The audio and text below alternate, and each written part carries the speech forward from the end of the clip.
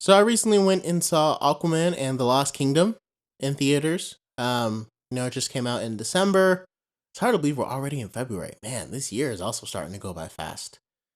Time is just crazy. Anyway, so Aquaman and the Lost Kingdom, it came out in theaters and it was interesting. It wasn't terrible. I think I thought it was going to be a lot worse, especially with some of the reviews that came in initially. But apparently ended up doing well enough to, I think, match its production total. So they, kind of evened out with that one. I think that's the only one that evened out.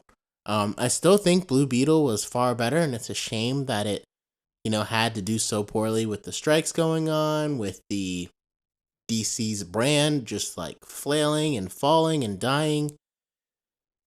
And Aquaman: The Last Kingdom was like the last gasp, if you will. And it's a shame because like it all could have been done so well.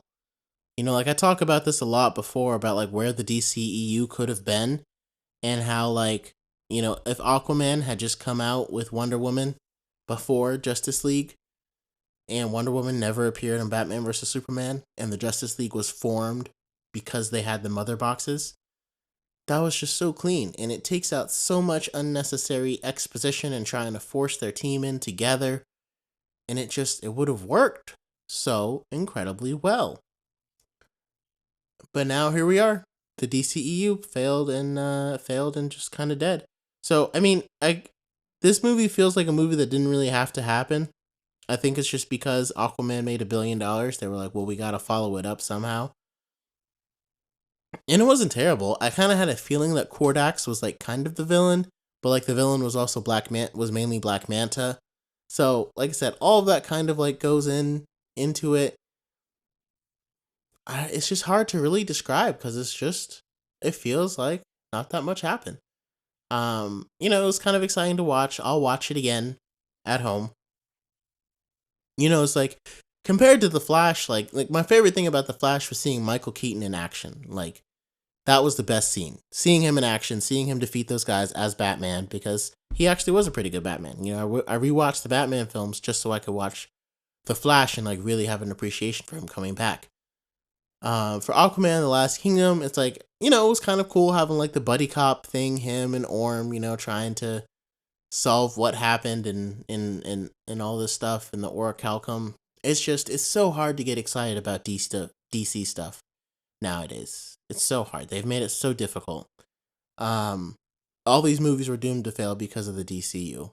And so some people say that like we might be in superhero fatigue, and I would definitely blame DC for that because, I mean, Marvel has been putting out a lot of stuff, don't get me wrong. And, like, there's other, X-Men, Spider-Man, other properties going on. But, like, specifically for this year, if people look at superhero fatigue, DC put out 4 movies. Marvel has never put out 4 movies in 1 year. DC put out 4 movies this year, and none of them really hit. And Flash was supposed to reset everything, but it came before Blue Beetle and Aquaman and the Last Kingdom, and we didn't really see the reset either. So it just kind of feels like a weird Halo kind of thing.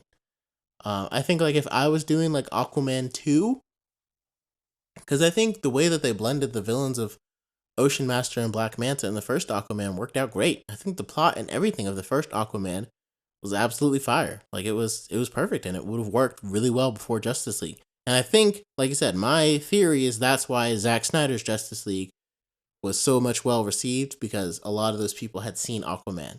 And it just made more sense because it built out the universe. It's not like it specifically helped you appreciate Jason Momoa in Zack Snyder's Justice League, but again, it built out the universe. And that's the whole point. Like the universe was building. And this one just kind of felt like a weird continuation of it to kind of like end, but not really. So, I mean, yeah, the movie itself was all right. Um, I know I keep saying that, but it's like it's one of those movies that doesn't really leave you with much. Like, I don't regret going to the movie theaters to see it, but I don't know. Compared to like the Marvels again, I really loved. I feel like it took a lot of storylines together, made them make sense, and weave them on into the next continuity. And like, I really think, I don't know if we'll get confirmation of this, but like, what makes the most sense? I know I'm talking about the Marvels on a Aquaman and the Lost Kingdom review, but what makes the most sense is like Monica Rambeau's powers. She's probably a mutant, and going into the Scarlet Witch's hex, she's a mutant. Scarlet Witch, the Mind Stone awakened her mutant powers. The hex awakened Monica's mutant powers, because Monica's mutant powers have absolutely nothing to do with the hex. So I don't really know how they were doing that. She got her powers from this witch's hex. So I hope that they, maybe elaborate that on in Deadpool 3, because the Marvels might go directly into Deadpool 3 because Monica Rambeau is in the Fox universe. So, we'll talk about that a little bit later when we start talking about Deadpool 3 and all the theories and stuff, especially when the Super Bowl trailer comes out. Oh, cannot wait. In the meantime, Aquaman, it was a movie that occurred, and I really, really wish I had more to say about it, but I do not. So I guess that will end this episode right here. Aquaman and the Last Kingdom. Yeah, I mean, I guess we'll just end this episode right here. So thank you guys again. Let me know what you thought about it. If you liked it, if there was more to like you know, review, like speak on, because it was the last thing in the DCEU. There's not really any speculation or stuff or anything else to go do about it. So it's just, that's it.